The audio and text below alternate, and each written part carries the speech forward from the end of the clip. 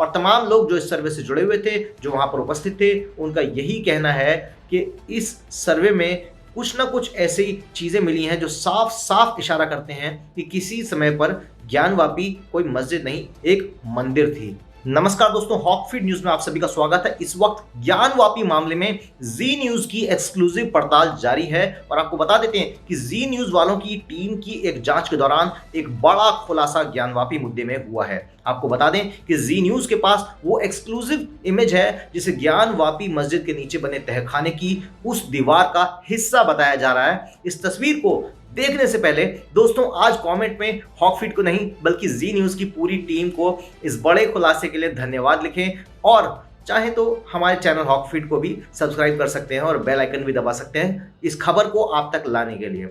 तो दोस्तों आइए आपको मैं वो इमेज दिखाता हूं, वो तस्वीरें दिखाता हूं जी न्यूज के माध्यम से। आइए दोस्तों इस वीडियो को देखते हैं। आप बिल्कुल देखिए, आप इस एक्सक्लूसिव तस्वीर में हमारे दर्शक साफ तौर पर देख सकते हैं कि किस तरीके से उस दीवार के जो मुख्य चिन्ह हैं उनको दिखाई पड़ रहा है और किस तरीके से वो इमारत जर्जर हो गई, यानी कि सालों से बंद रही है अंदर और तहखाना पूरे तरीके से आप अगर देखेंगे तो दीवार हो, छत हो, बाकी सब जगह पर ब्लैक हेड्स टाइप के हो गए। नीचे अगर आप देखेंगे तो टुकड़े गिर रहे हैं और इसी को लेकर लगातार सर्वे की टीम ये कहती रही है।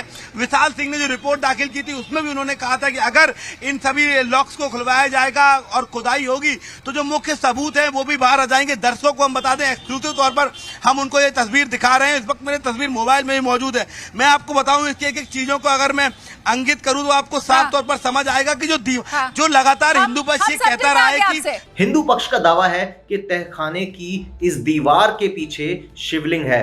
जी हां, तहखाने की इसी दीवार को हिंदू पक्ष ने तोड़ने की मांग करी है। इसी दीवार के पीछे शिवलिंग होने का दावा हिंदू पक्ष ने किया है। कहा जा रहा है कि पूरी दुनिया से शिवलिंग को छिपाने के लिए उसके चारों तरफ दीवार बना दी गई है। आपको बता दें कि वाराणसी कोर्ट के आदेश के बाद यहां हुए सर्वे के दौरान कोर्ट कमिश्नर की अगुवाई में सर्वे करने वाली टीम और वीडियोग्राफी करने वाले लोग इस दीवार के आगे नहीं जा सके थे। कमाल की बात यह है कि वाराणसी में स्थित ज्ञानवापी मस्जिद बीते एक पखवाड़े से सुर्खियों में छाई हुई है और कारण कुछ ऐसा है जिसकी वजह से पूरे देश में आज इस समय माहौल गर्मा गर्मी का है। हिंदू और मुसलमानों के अलग अलग दावों के बीच मस्जिद का सर्वे कराया गया। दोनों ही सर्वे की रिपोर्ट लीक होने पर कई बड़े खुलासे हुए हैं। दूसरी सर्वे रिपोर्ट लीक होने के बाद मस्जिद परिसर में काले पत्थर और त्रिशूल और डमरू तक होने के प्रमाण का दावा किया जा रहा है। वहीं पहली रिपोर्ट में भी हिंदू पक्ष का दावा मजबूत होने के पुख्ता प्रमाण मिलने की बात कही गई थी। हिंदू पक्ष की तरफ से यह भी कहा गया था कि अंदर जो सबूत मिले वो कल्पना से भी परे हैं, कल्पना से भी बहुत ज्यादा हैं। और तमाम लोग जो इस सर्वे से जुड़े हुए थे, जो वहां पर उपस्थित थे, उनका यही कहना है कि इस सर्वे में कुछ ना कुछ ऐसी चीजें मिली हैं जो साफ साफ इशारा करते हैं कि किसी समय पर ज्ञानवापी कोई मस्जिद नहीं, एक मंदिर थी। अच्छा, कमाल की बात यह कि हमारे देश में सबको पता है काशी बाबा की नगरी है, एक तरफ नंदी है। ऐसा हो ही नहीं सकता किसी हिंदू मंदिर में नंदी जी बने हुए हों और उनके ठीक सामने शिवलिंग ना हो। उन्हीं के ठीक सामने वो मिले भी हैं, लेकिन वही वाली बात है, वो कहते हैं ना कि जाकी उतर गई लोई वाका कहा करेगा कोई। मतलब यदि किसी को शर्म ही नहीं है, वो मानने को तैयार ही नहीं है कि नहीं जी ये तो एक फव्वारा है, आप फव्वारा बता रहे हैं शिवलिंग का। सबसे पहले आप मान तो ये है, सैकड़ों साल से आप वहाँ पर जो काम कर रहे हैं, कुल्ला करना और वहाँ पर थूकना, वहाँ पर हाथ पैर धोना शिवलिंग के बगल में, ये इस देश की संस्कृति का अपमान है। बात सिर्फ हिंदू मुस्लिम की नहीं है। अगर इस देश में सैकड़ों सालों के साथ मुसलमान पूरे आराम से रह रहे हैं और लगातार प्रगति कर रहे हैं, और आप देखिए किसी भी सरकारी व्यवस्था को, आप किसी गवर्नमेंट हॉस्पिटल में जाइए, मुस्लिम्स आपको उन सभी फैसिलिटीज का खूब प्रयोग करते हुए मिलते हैं। इसमें कोई बुराई नहीं है, आप देश के नागरिक हैं तो कीजिए फैसिलिटी का इस्तेमाल, ये गरीब लोगों के लिए बनाई हुई है।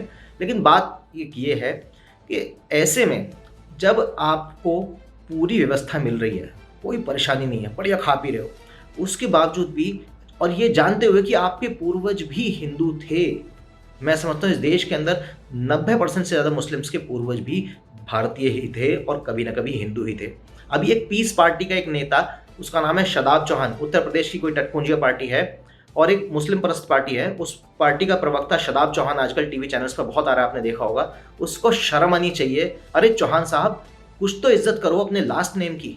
अगर आज भी इतनी अकड़ है कि तुम्हें ठाकुराई चाहिए कि आपको दिखाना है कि हम चौहान हैं, तो इतनी तो शर्म कर लो कि तुम्हारे पूर्वज जिनको पूजते थे, जिस महादेव को, महाराणा प्रताप। दोस्तों मैं एक बार राजस्थान गया था, उदयपुर में, तो वहां पर मैंने महाराणा प्रताप परिवार का जो इष्ट देवता है यानी कि एकलिंग जी, वहां पर एक बहुत बड़ा शिव मंदिर है जिसका नाम है एकलिंग नाथ जी। तो राणाओं के, ठाकुरों के, चौहानों के जो पूर्वज हैं वो सभी भगवान शिव में एक अनन्य भक्ति रखते थे। एक व्यक्ति जो नाम के आगे चौहान लगाता है, वैसे भले ही मुस्लिम हो, लेकिन फिर भी वो आदमी शिवलिंग की बेइज्जती करता है, और इस बात को टोटली इग्नोर करते हुए कि कभी उसके पूर्वज इसी शिवलिंग के लिए लड़ने को तैयार थे, मरने को तैयार थे। बेटे असली राजपूत ना महादेव के लिए जान दे देते हैं, महाकाल के कट्टर भक्त होते हैं राजपूत। और आप नाम के आगे चौहान लगाते हो और आप राजपूत समाज को लज्जित करने का काम कर रहे हैं।